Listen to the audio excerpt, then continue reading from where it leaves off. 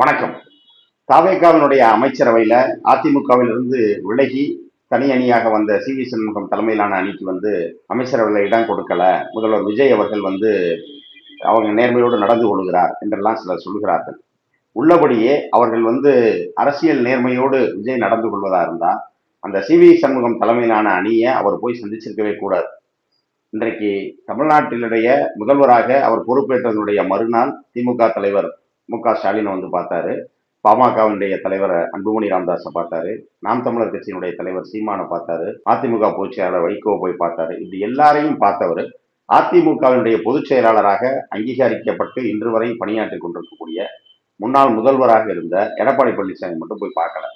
அப்போ இதுல இருந்து என்ன தெரியுது அப்படின்னா, இவர் அதிமுகவை பிளவுபடுத்த வேண்டும் அப்படிங்கிறது விஜய் தன்னுடைய மைய நோக்கமாகவே கொண்டிருக்கிறார். அப்ப அதன் மூலமாக அவர்களுக்கு ஒரு குதிரை பேரம், பதவி ஆசை காட்டியோ இல்ல வேறு ஏதாவது பணத்தாசை காட்டியோ அதிமுகவை உடைப்பதுதான் விஜயோட நோக்கமா இருந்திருக்கு. அதனாலதான் அவர் எடப்பாடியை இப்போது வரைக்கும் அவர் சந்திக்கல.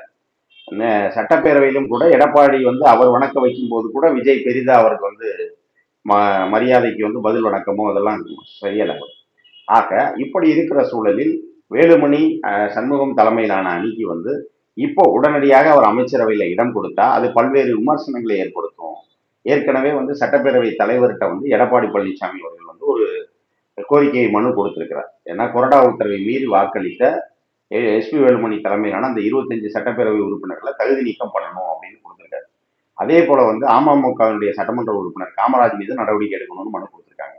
அப்போ இந்த 26 அமைச்சர்கள் 26 சட்டமன்ற உறுப்பினர்களுடைய அடுத்த கட்ட நகர்வு எப்படி இருக்கும்? ஒருவேளை அவர்களின் மீது அவர்களுக்கு நாளைக்கு தகுதி நீக்கம் என்கிற நடவடிக்கை அவர்களுக்கு ஆளானா இவரோட அமைச்சரவையில ஒரு சிக்கல் ஏற்படும். அப்படிங்கிற காரணத்துக்காகத்தான் அவங்க அமைச்சரவையில இருந்து அவங்கள தவிர்த்திருக்காங்க.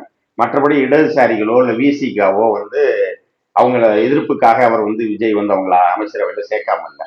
அப்படி ஒருவேளை விஜய் உள்ளபடியே விசிகாவினுடைய குரலுக்கு, இடதுசாரிகளுடைய குரலுக்கு, காங்கிரஸோட குரலுக்கு மதிப்பளிப்பவராக இருந்தால் முதல்லயே அவங்களோட பேச்சுவார்த்தை நடத்தி இருக்கக்கூடாது, அவர்களை போய் சந்திச்சிருக்க கூடாது. ஏன்னா முதல் ஆளாக விஜய் அமைச்சரவைக்கு ஆட்சி அமைப்பதற்கு ஆதரவு தருகிறோம்னு போனவங்க காங்கிரஸ். அவங்க கொடுத்த கடிதத்தில் அவங்க என்ன கொடுத்தாங்க? ஆன்டி சோசியல் எலிமெண்ட்ஸ் யாரோடையும் அவர் இது பண்ணக்கூடாது, இல்லை செக்குலர் அணியில தான் அவர் இருக்கணும், மதச்சார்பற்ற அணிக்கு தான் விஜய் இருக்கணும், மதச்சார்பற்ற சக்திகளோடு அவர் சேரக்கூடாதுன்ற நிபந்தனையை காங்கிரஸுடைய கடிதத்தில் கொடுத்துருந்துச்சு. ஆனா அதற்கு பிறகுதான் பாஜக தலைமையிலான இந்த தேசிய ஜனநாயக கூட்டணியில இருந்த அமமுக லெட்டர் வாங்குறாங்க. அது சர்ச்சையாகுது. ஆளுநர் வரைக்கும் போய் சந்திச்சு தினகரன் புகார் கொடுக்குறாரு.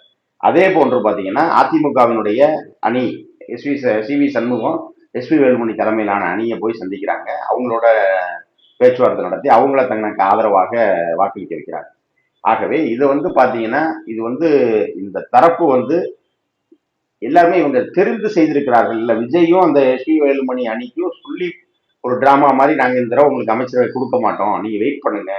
ஏன்னா அவங்களுடைய திட்டம் என்ன அப்படின்னு பாத்தீங்கன்னா, பாஜகவுடைய திட்டம் திமுகவை தனிமைப்படுத்தும். அப்ப திமுக கூட்டணி கட்சிகள் தாவேகாவோடு நீண்ட காலம் பயணிக்கணும்னா சி.வி. சண்முகம், எஸ்.பி. வேலுமணி அணியை அந்த இடத்துல சைலண்ட் ஆகி வைக்கணும் அப்படிங்கிற மாதிரி தான் அவங்க வச்சிருக்காங்க. இது விஜய் எல்லோருமே தெரிந்து அவர்கள் நடத்துகிற ஒரு நாடகம் தான். ஆக அதிமுகவில் ஏற்பட்ட இந்த பிளவுங்கிறது நிரந்தரமான பிளவு தான். ஏன்னா எடப்பாடி எந்த காலமும் விஜய் ஆதரிப்பதை ஏற்றுக்கொள்ள போவதில்லை. எஸ்.பி. வேலுமணியோ இல்ல சி.வி. சண்முகமோ இதை மாட்டாங்க. இன்னும் சொல்ல போனால் இன்னொரு உண்மையை சி.வி. சண்முகம் உடைத்திருக்கிறார். அதாவது நாங்க தாவேகா எங்களோட பேச்சுவார்த்தை நடத்தியது அதிமுகவோடு, எடப்பாடி அவங்களை உதாசீனப்படுத்திட்டாரு அப்படின்னு சொல்லியிருக்காரு.